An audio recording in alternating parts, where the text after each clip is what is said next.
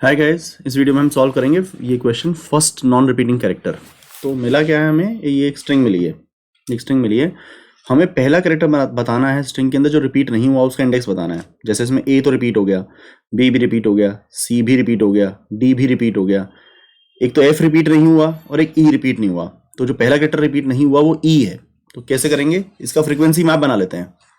Frequency map क्या होता है, hash map of character versus integer, किस कैरेक्टर की कितनी फ्रीक्वेंसी है। ये आया ए के पहली आइटरेशन में फ्रीक्वेंसी मैप तैयार करेंगे। ए की फ्रीक्वेंसी 1, बी की फ्रीक्वेंसी 1, बी की फ्रीक्वेंसी 2, सी की फ्रीक्वेंसी 1, ए की फ्रीक्वेंसी 2। सिर्फ फ्रीक्वेंसी मैप तैयार करेंगे। डी की फ्रीक्वेंसी 1, डी की फ्रीक्वेंसी हो गई 2, ई की फ्रीक्वेंसी 1, सी की फ्रीक्वेंसी 2, एफ की फ्रीक्वेंसी 1, ए की फ्रीक्वेंसी 3, बी की फ्रीक्वेंसी 3। तो ये हैश मैप में जिनकी फ्रीक्वेंसी 1 है सिर्फ वही नॉन रिपीटिंग है। अब दूसरा लूप लगाएंगे, देखेंगे उसकी फ्रीक्वेंसी कितनी है। पहला ऐसा बंदा जिसकी फ्रीक्वेंसी 1 मिल जाए वो आंसर है। तो क्या ए की फ्रीक्वेंसी 1 है? नहीं। क्या बी की फ्रीक्वेंसी 1 है? नहीं। क्या बी की फ्रीक्वेंसी 1 है? नहीं। सी की फ्रीक्वेंसी 1 है? नहीं। ए की फ्रीक्वेंसी 1 नहीं है, डी की फ्रीक्वेंसी 1 नहीं है, डी की फ्रीक्वेंसी 1 नहीं है, ई की फ्रीक्वेंसी 1 है। तो इसका इंडेक्स जो होगा वो रिटर्न कर देंगे। तो काफी आसान है। Time complexity, space complexity is on. सबको भर रहे हैं तो ओएन, हैश मैप में भर रहे हैं तो ओएन स्पेस कम्प्लेक्सिटी हुई। टाइम कम्प्लेक्सिटी, दो लूप ही तो लगाने हैं। पहला लूप जिसमें हैश मैप बनेगा वो एन का, और दूसरा लूप जिसमें हम देखेंगे कि फ्रीक्वेंसी 1 है या नहीं, वो भी एन का। तो टाइम कम्प्लेक्सिटी भी ओएन और स्पेस कम्प्लेक्सिटी भी ओएन। ठीक है, लाइए इसे सॉल्व करें। आसान सवाल है।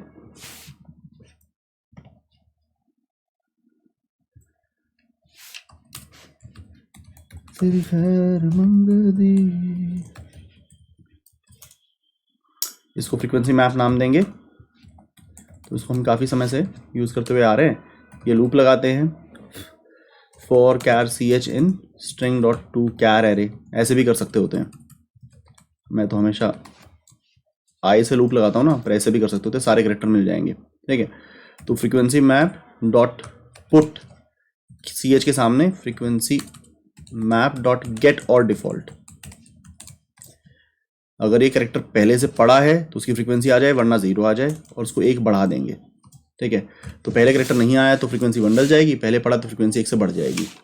अब एक और लूप लगा लेते हैं, for int I equal to 0, I less than string dot length I plus plus. Character निकालेंगे स्ट्रिंग डॉट कैरेट आई। अब हमें क्या चाहिए, फ्रीक्वेंसी मैप में इन भाई साहब की फ्रीक्वेंसी,